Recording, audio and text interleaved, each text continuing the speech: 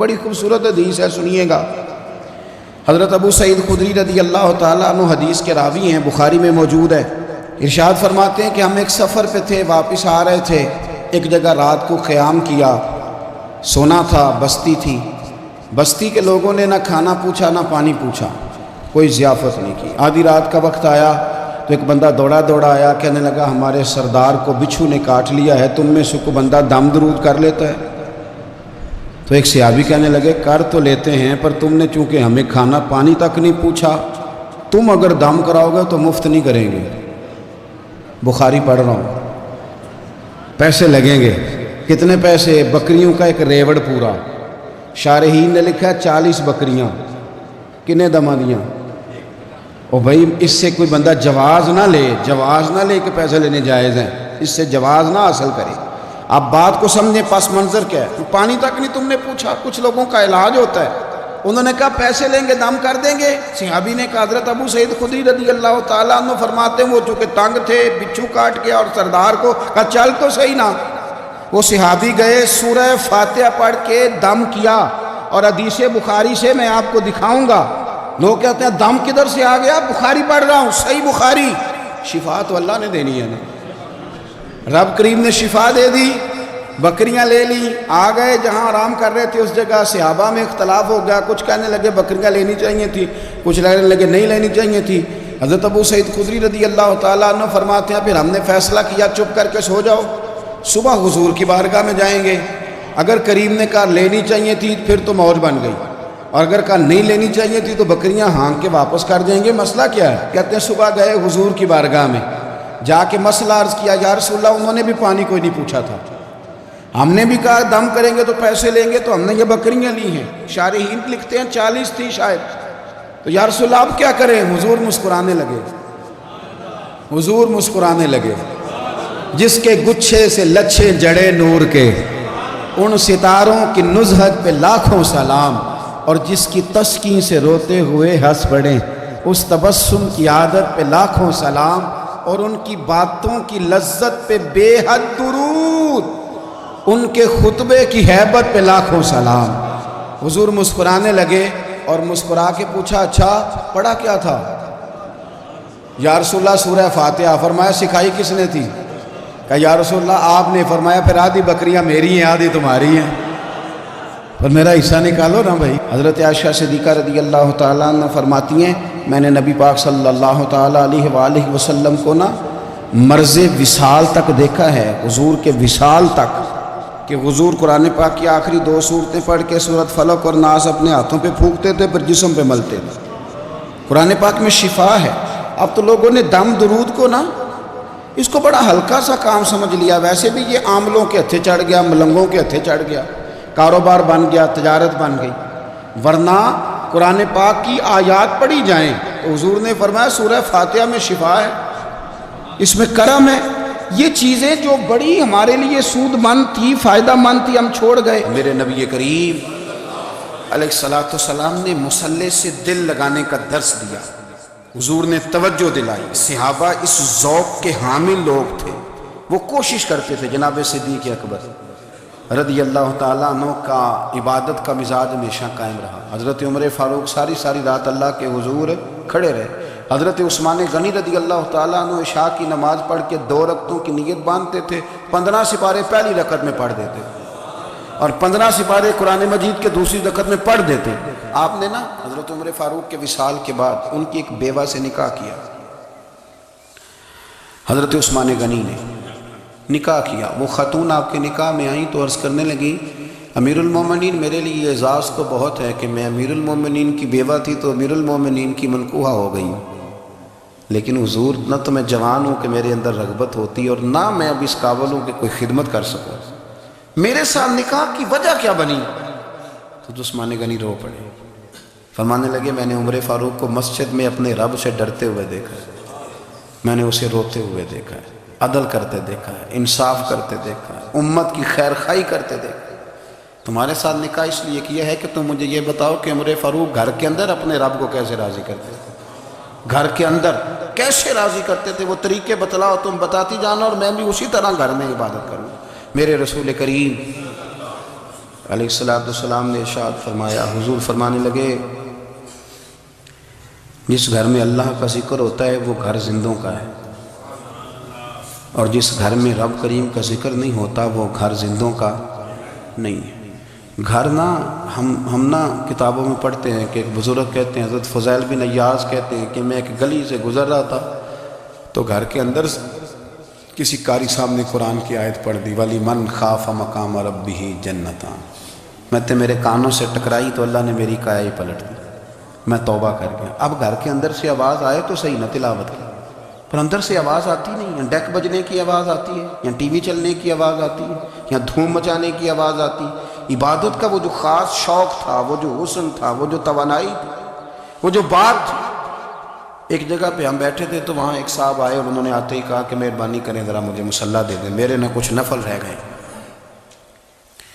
تو میں نے وضو کر لیا تو کوئی مصلی مل جائے، مصلی انہیں دے دیا گیا، وہ مصلی لے کے چلے گئے تو پیچھے ایک صاحب نے تبصرہ کیا، کہنے نے کتنا ریاکار بندہ ہے، لوگوں کو دکھا رہا ہے کہ میں نفل پڑھتا ہوں، ہے کو بات کرنے والی۔ میں نے اسے کہا، میں نے کہا تو مہربانی کرنا اس طرح کی ریاکاری تو بھی کر، پکڑ مصلی اور جا تو بھی تھوڑی ریاکاری کر کے آ، اٹھ ذرا شکر کر، کوئی یہ ریاکار بھی ملا ہے، کوئی نفل پڑھ کے ریاکاری کر رہا ہے۔ اللہ کا میں کہتا ہوں کو پڑھے تو صحیح نہیں یار، یہ کوئی دور ہے نفل پڑھنے کا؟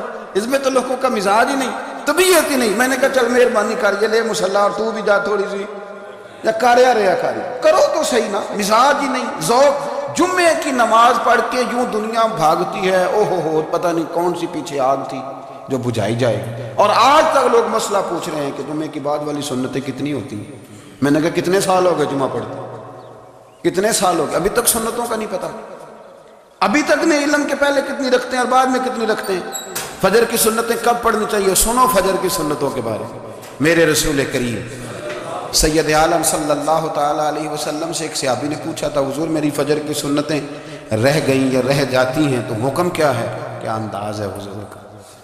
بخاری مسلم کے لفظ سنو، حضور سید عالم صلی اللہ علیہ وسلم فرمانے لگے، اس نے کیا پوچھا تھا، حضور جواب کیا دیتے؟ فرمایا فجر کی سنتیں کبھی نہ چھوڑنا، فجر کی پہلی دو سنتیں کبھی نہ چھوڑنا۔ یا رسول اللہ صلی اللہ تعالیٰ علیہ وسلم میری رہ گئی یا رہ جاتی ہیں، فرمایا فجر کی دو سنتیں نہ چھوڑنا، فرمایا فجر کی پہلی دو سنتیں مجھے دنیا اور دنیا کے اندر جو کچھ ہے وہ سب سے زیادہ پیاری ہے۔ فجر کی دو سنتیں دنیا اور دنیا میں جو کچھ ہے مجھے وہ سب سے زیادہ پیاری ہے، اس لیے فجر کی سنتیں نہ چھوڑنا۔ اپنا ذوق، اپنی طبیعت، ہم نے نا ذوق غلط بنا لیا۔ اگر 20 بندے کہہ بھی دیں گے تو نے بڑی شاندار تلاوت کیا تو کیا اس سے بنے گا؟ 100 بندہ کہہ بھی دے تیری کیا بات ہے، کیا بات ہے نعت خاں کی، کیا بات ہے علامہ صاحب کی، پیر صاحب کی، پیر مہر علی شاہ صاحب رحمت اللہ علیہ۔ آپ تشریف فرما تھے تو آپ کے ایک ہی بیٹے بابو جی جن کو کہا جاتا ہے، جس دن صاحبزادے پیدا ہوئے تو خادم نہ وہاں سے نکلا۔ ان لوگوں کے شوق اور طرح کے تھے نا تو ان کی توجہ بھی اپنے شوق کی طرف رہتی، تو خادم نکلا اندر سے، پیر صاحب مبارک ہو، پیر صاحب مبارک ہو، پیر صاحب مبارک ہو، پیر صاحب مبارک، وہ شور کر رہا ہے۔ تو پیر صاحب کو وجد ہو گیا، اللہ اکبر اللہ اکبر اللہ، وہ کیا ہوا، کس بات کی مبارک دے رہے ہو؟ عرض کی حضور اللہ نے بیٹا دیا۔ تو آپ فرمانے لگے اچھا حضور آپ کیا ہوا، آپ تو پریشان ہو گئے۔ فرمانے لگے جب تو نے 3 دفعہ کہا نا مہر علی کو مبارک ہو تو میں سمجھا تھا شاید تجھے کسی نے بتا دیا ہے کہ مہر علی سے اللہ راضی ہو گیا۔ میں سمجھا تھا کہ شاید تو یہ خبر لے کے آیا ہے کہ کسی نے بتایا ہے کہ مجھے آج خبر ملی ہے کہ مہر علی سے رب اچھا پتر ہوا ہے، الحمدللہ اللہ کا شکر ہے، پر میرے لیے مبارک کا دن وہ ہوگا جب میرا رب کہے گا کہ میں مہر علی سے راضی ہوں، میرے محبوب کہیں گے کہ میں مہر علی سے۔ آپ بات کو سمجھیں، شوق ہی کسی اور طرف تھا، دل ہی کہیں اور لگا ہوا تھا، طبیعت ہی کہیں اور مائل تھی۔ کوئی وظیفہ پوچھتے تھے تو پڑھتے تھے وہ لوگ، کچھ اللہ اللہ انہیں بتائی جاتی تھی تو کرنے کا ذوق رکھتے تھے، طبیعت تھی، قائل تھے۔ حضرت ربیع کہتے ہیں میں بڑی دور سے سفر کر کے گیا حضرت اویس کرنی سے ملنے، بڑی دور سے، اور جب میں پہنچا تو فجر کا وقت تھا، تو حضرت اویس کرنی کو میں نے پا لیا، تو وہ نماز پڑھ کے نا قرآن شریف لے کے بیٹھ گئے۔ فرماتے ہیں اشراق چاشت کا وقت ہوا تو نفلوں کی نیت باندھ لی۔ محدث ابن الجوزی نے لکھا ہے، فرماتے ہیں پھر جب زوال کا وقت ہوا تو مسجد میں جھاڑو دینے لگا، زور کی نماز پڑھ کے تو عصر کی تیاری تک وہ مسجد میں بیٹھے رہے، اور میرے نبی پاک علیہ السلام نے فرمایا جو نماز کے انتظار میں بیٹھا ہو وہ نماز ہی میں ہے، وہ نماز ہی میں ہے۔ فرمایا میری دنیا، میری امت کی جو رہبانیت ہے نا وہ اتنی ہے کہ نماز کا انتظار کرے، اذان کے بعد نماز کا یہ راہب ہے، یہ اس وقت چھوڑ کے بیٹھے ہیں سارا کچھ۔ فرماتے ہیں عصر تک انہوں نے اللہ اللہ کی، پھر مغرب تک کی، عشاء کی نماز ہوئی تو نماز پڑھی تو وہ تھک گئے، اب مجھے وہ فارغ ہوں مصلی چھوڑے تو میں ملاقات کروں نا۔ یہ آپ حیران نہ ہو کہ اتنی دیر بندہ کیسے اللہ اللہ کر، ہم نے کی نہیں نا اس لیے ہم پریشان ہیں۔ جو عادی ہوتے ہیں وہ کر بھی لیتے ہیں، وہ یہ کام، میری بات کو سمجھ آ رہی ہے؟ جب جاتے ہو کسی دفتر میں تو 8 گھنٹے کھڑے رہ لیتے ہو نا، مجبوری ہوتی ہے تو کھڑے رہا جا سکتا ہے۔ پاسپورٹ کے دفتر بولیے، امیگریشن کی لائنوں میں، اور میں نے تو ایمبیسیوں میں بندے 12 گھنٹے پہلے جا کے کھڑے دیکھے، رہ لیتے ہیں کھڑے۔ تو اگر ان کاموں کے لیے رہا جاتا ہے تو اللہ رسول کے لیے بھی کھڑے رہا جا سکتا ہے۔ تو فرمانے لگے کہ جب عشاء کی نماز کے بعد آخر انسان تھے، تھک گئے، نیند کا غلبہ ہوا تو تھوڑی ایسے آنکھ بند ہوئی تو کھلی تو رونے لگے، حضرت ویسے کرنی، رو کے کہنے لگے مالک مجھے غافل تو نہ کر، ابھی میں نے کیا بھی کچھ نہیں، دن ختم ہو گیا، کوئی نفل نہیں، کوئی اللہ اللہ نہیں، اللہ مجھے غافل نہ کر، میری مدد فرما۔ فرماتے ہیں جب وہ روئے تو میرے ساتھ جو شخص تھا، میں نے کہا اٹھو چلیں، کہنے لگے حضور ملنا نہیں۔ فرمایا جو میں لینے آیا تھا وہ مجھے مل گیا، جو میں ان سے سیکھنے آیا تھا وہ مجھے نصیب ہو گیا، اب اور میں نے کیا لینا، ختم ہو گئی بات، اٹھو چلیں۔ اللہ کے بندوں نے حضرت ربیہ بن کعب اسلمی رضی اللہ تعالیٰ عنہ فرماتے ہیں، کہتے ہیں جب بنو قریظہ اور بنو نذیر یہودیوں کے ساتھ حضور علیہ السلام نے جنگ کا اعلان فرمایا تو وہ دشمن ہو گئے، ہمیں خطرہ تھا کہ وہ رات کو کہیں محبوب کو تکلیف نہ دیں، تو کچھ لوگ نا تلواریں لے کے نبی پاک کے دروازے پہ پہرے داری کرتے تھے۔ گن مین رکھنا حرام نہیں، اگر کسی کو واقعی خطرہ ہو تو اس کے لیے سنت بھی ہے۔ حضرت علی المرتضیٰ تلوار لے کے حضور کے گھر کا پہرا دیتے تھے۔ حضرت ربیہ بن کعب اسلمی رضی اللہ تعالیٰ عنہ فرماتے ہیں کہ رات میری ڈیوٹی تھی کہ میں حضور کے گھر کا پہرا دوں گا، تو فرماتے ہیں میں باہر سن رہا تھا، ساری رات ہی میرے نبی پاک نے اللہ کی تسبیح پڑھی، ساری رات، کبھی تسبیح، کبھی تحلیل، کبھی تحمید، کبھی تکبیر، ساری رات۔ فرماتے ہیں ساری رات حضور پڑھتے رہے اور ساری رات ہی میں سنتا رہا، مجھے اونگ آ گئی، میری آنکھ لگ گئی، حضور ابھی پڑھ رہے، میں تھک کے سو گیا، اور فرماتے ہیں جب میری آنکھ دوبارہ سے کھلی تو میرے کانوں میں پھر کوئی چیز گونجی تو میں نے کان لگایا تو میرے حبیب ابھی بھی اللہ کو یاد کر رہے، ساری رات حضور رب کی عبادت کرتے۔ اسی لیے تو کہا یا ایھا المزمل قم اللیل الا قلیلا، ابھی ساری رات تو نہ جاگا، تھوڑا آرام بھی کر لیا۔ میرے بھائی اپنا مصلی، اپنی عبادات، اپنے وظائف، اللہ اللہ جو آپ نے کسی سے سیکھی ہے اس کو کبھی کمزور نہ ہونے دیں۔ شجرہ شریف جو کسی بزرگ سے آپ لے لیتے ہیں تو کیا رسم ہے کوئی؟ اس پہ کچھ لکھا ہوتا ہے، وہ پڑھنے کے لیے دیا جاتا ہے، اس پہ لکھا ہوتا ہے کہ یہ اللہ اللہ آپ نے کرنی ہے۔ ساری زندگی کسی اسکول میں داخل ہو گئے اور وہاں جا کے آپ نصاب ہی نہ پڑھیں، کتاب ہی نہ کھولیں تو پاس ہو جائیں گے؟ وہ کہتے ہیں میں 20 سال جاتا رہا ملا کچھ نہیں، تو آپ نے لیا کیا ہے؟ ایک اتنی سی کتاب تھی، اس کو تو کھول کے آپ دیکھ نہیں سکے، اس کے وظائف تک تو رسائی نہ ہوئی، اس لیے کہ اللہ اللہ کرنا مشکل ہے اور تصویر کھنچانا یہ آسان کام ہے۔ تو جو آسان ہے اس طرف ہماری توجہ لگی رہتی ہے اور جو مشکل ہے اس طرف ہم ذوق پیدا نہیں کرتے۔ تمہیں پتہ ہے کہ عبادت اللہ کی کرنی چاہیے، تمہیں پتہ ہے کہ نماز پڑھنی چاہیے، تم جانتے ہو کہ نوافل ادا کرنی چاہیے، تمہیں پتہ ہے کہ سجدے آنکھیں بند کر کے جھوٹ کی زندگی جی کے، اپنے ساتھ بددیانتی کر کے، دھوکہ دے کے اپنے آپ کو دائیں بائیں اپنے آپ کو کہیں مصروف رکھ کے کچھ وقت ضائع تو کر لیتے ہو، پر تمہیں پتہ تو ہے نا کہ عبادت اللہ کی کرنی، تمہیں اس کی خبر ہے۔ فرمایا اس رب کی، دیکھیں نا انسان پر اگر کوئی شخص نیکی کر دیتا ہے، احسان کر دیتا ہے، تو انسان اس کے سامنے پھر گردن نہیں اٹھا سکتا، یار یہ میرے مشکل وقت کا دوست ہے، اس نے میرے ساتھ نیکی کی، کبھی بھی گردن نہیں اٹھائے گا، جھکا کے رکھے گا۔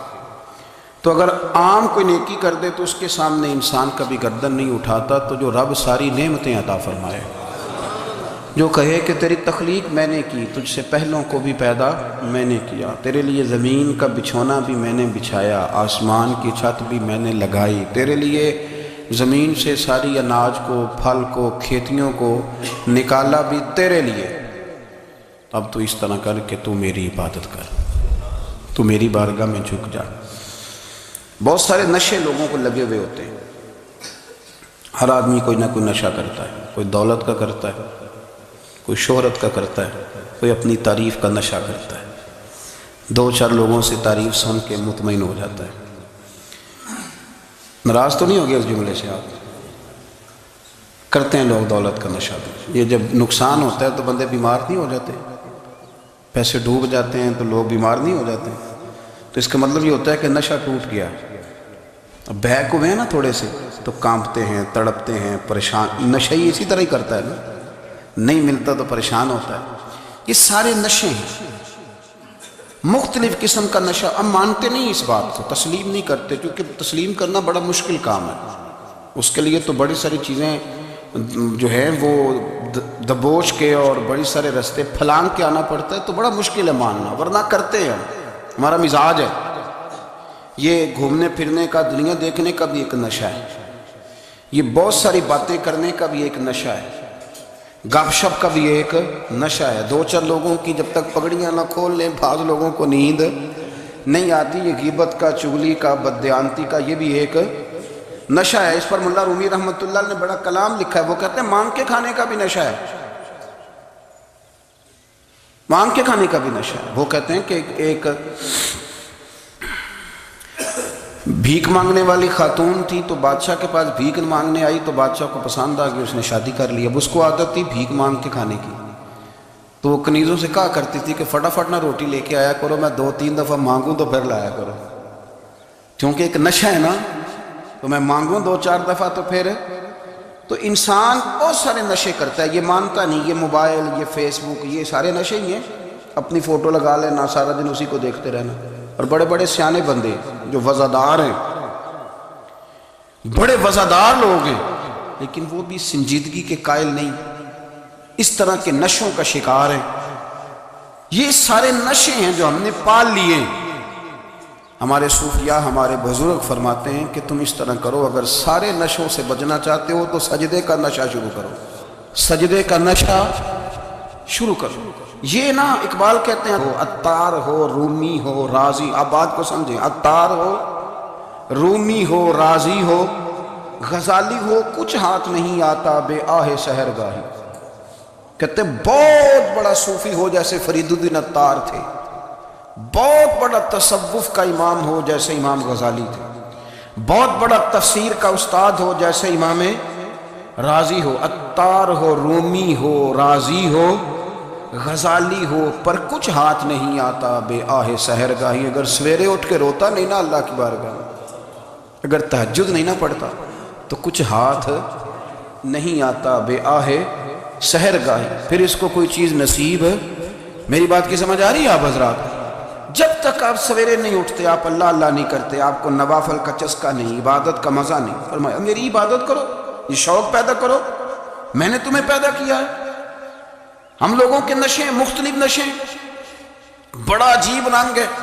محفل کی صدارت کرنے والے بڑے پیر صاحب، بڑے القابات، بیچ میں سے بندہ تلاش کرنے سے بھی نہیں مل رہا، اتنے بڑے لقب ہیں اس کے، لیکن وہ ساج سنور کے 2.5 گھنٹے بیٹھا رہا محفل میں، اور نماز کا وقت آیا تو اس نے مختصر سی پڑھی، وہ نکل گیا، ہلکے سے سجدے کیے۔ اتنا بڑا عشق رسول نعت کا، ہو کیا بات ہے، اور عشق رسول کا بہت بڑا پیغامبر، بہت بڑا مبلغ، اور بیچارہ سمجھ ہی نہیں سکا کہ اللہ کے رسول نے فرمایا تو نماز پڑھ میری آنکھیں ٹھنڈی ہو جائیں گی۔ تو یہ نشے کے عادی تو ہیں پر حقیقت کے قائل نہیں ہیں۔ یہ بس ٹھیک ہے، خوابوں کی دنیا میں لوگ زندہ ہیں، پر جن کو یہ جو نشہ تھا نا عبادت کا، یہ میرے رسول پاک کی چاہت ہے، یہ میرے نبی کریم علیہ السلام کی۔ آپ دیکھیں نا حضور مہینوں جا کے غار حرا میں بیٹھتے تھے، کیا وہاں تبلیغ کرتے تھے؟ کوئی کتاب لکھتے تھے؟ رسول کریم علیہ السلام مہینہ رہتے غار حرا میں، کوئی نہ مجھے دیکھے، کوئی نہ مجھے ملے، حضور یہاں کیا ہے؟ فرمایا میں اپنے رب کی عبادت کروں گا۔ نبی کریم علیہ السلام نے سجدوں کے ساتھ پتھروں اور پہاڑوں کو آباد کر دیا، سجدوں کے ساتھ۔ آپ کا سجدہ آپ کو بہت ساری چیزوں سے چھڑا لیتا ہے۔ یہ بہت ساری جگہوں سے جھکنے سے بچا لیتا ہے۔ صوفیاء اولیاء یہ کیا کرتے تھے؟ یہ سجدے کا ذوق ہی تو پیدا کرتے تھے۔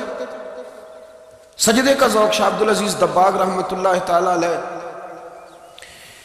اپنے مریدوں سے فرمایا کرتے تھے کہ اگر تم پکے نمازی بن جاؤ نا، تہجد گزار ہو جاؤ، تو میرے پاس آنا جانا چھوڑ دینا۔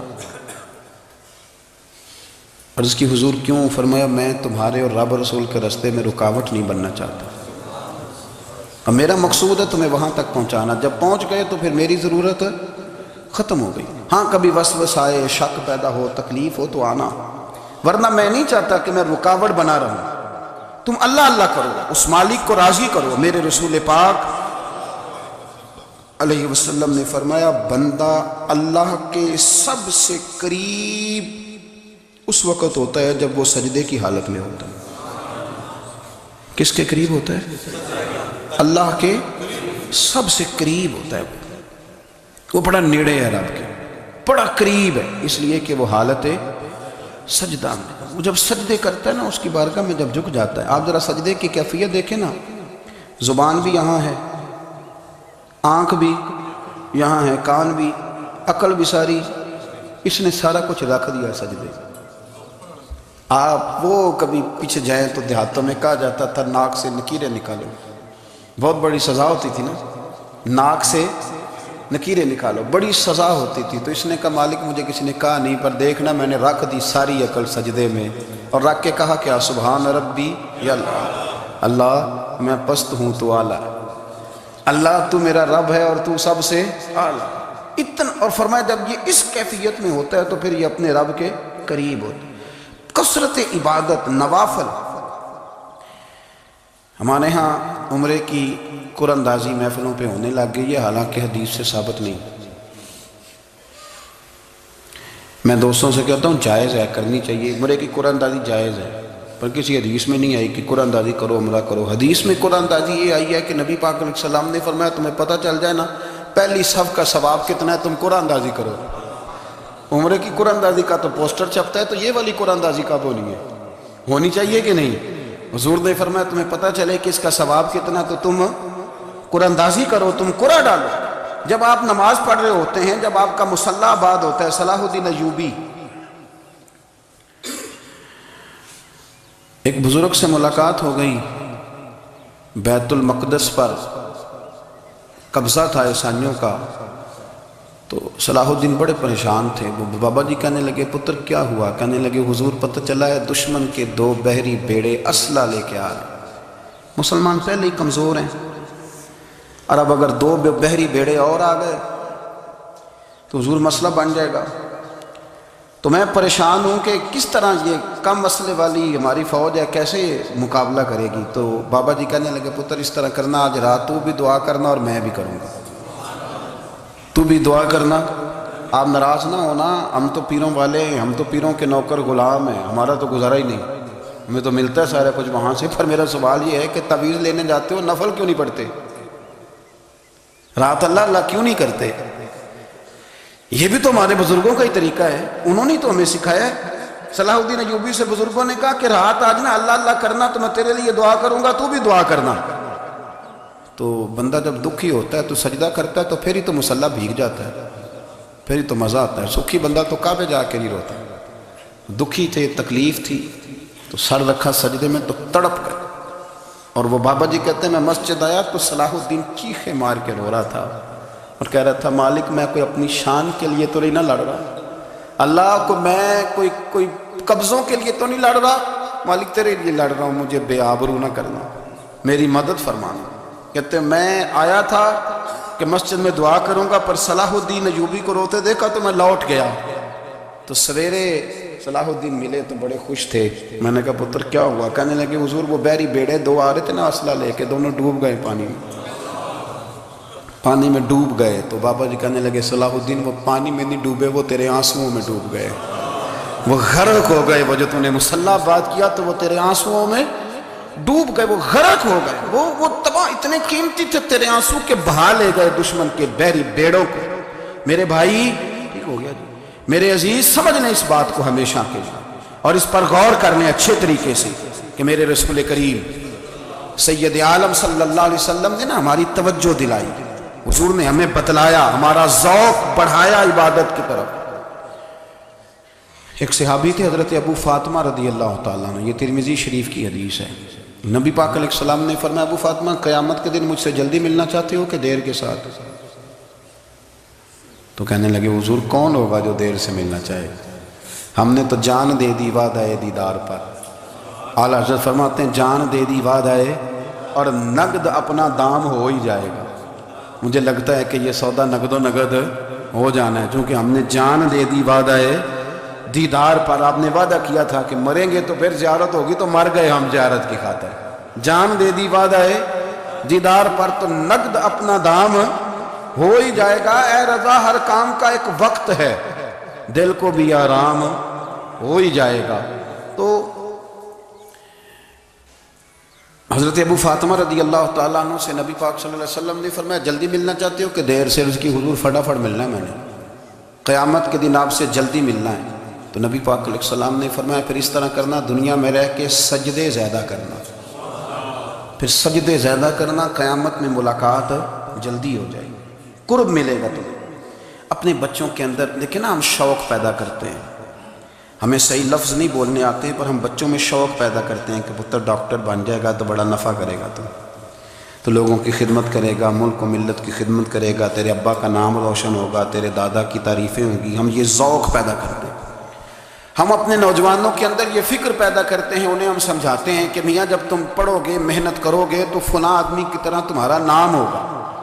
یہ جتنا ذوق ہم بچوں کے اندر ان چیزوں کا پیدا کرتے، ہمیں حکم ہے کسی طرح ہم ذوق پیدا کریں کہ پتر نماز پڑھے گا تو اللہ راضی ہو جائے گا، تو سجدہ کرے گا۔ دیکھیں نا میرے رسول کریم علیہ السلام نے فرمایا 7 سال کے بچے کو مسجد لے کے جاؤ، یعنی اسے شوق دلاؤ، اس کے اندر یہ خاصیت پیدا کرو کہ اس کا دل کرے مسجد میں جانے میں، اس کے اندر یہ خصوصیات لاؤ کہ وہ ہمارے ہاں نا ہر چیز کو پروموٹ کیا جا رہا ہے، ہر چیز کو، یعنی سر سنگیت سکھانے کے لیے اکیڈمیاں بن گئی ہیں، ہر شے پروموٹ ہو رہی ہے، عبادت کا جذبہ کم ہوتا جا رہا ہے، اللہ اللہ کا ذوق ہمارے اندر نہیں رہا۔ اور اتنا مشکل ہم نے اپنے لیے بنا لیا ہے کہ وہ بندہ جو بڑی زبردست مذہبی گفتگو کر رہا تھا اور تگڑی بات کر رہا تھا، کیا بات ہے، لیکن نماز کے بارے میں کمزوری دکھا جاتا ہے، نوافل کے بارے میں وہ چپکے سے نکل جاتا ہے۔ امام احمد بن حنبل رحمۃ اللہ تعالیٰ علیہ،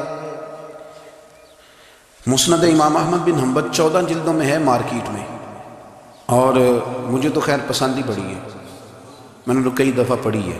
اور کیا بات ہے امام احمد بن حنبل کی، کیسے تگڑے قسم کے محدث تھے، اور اللہ نے کتنا انہیں اعزاز عطا فرمایا ہوا تھا۔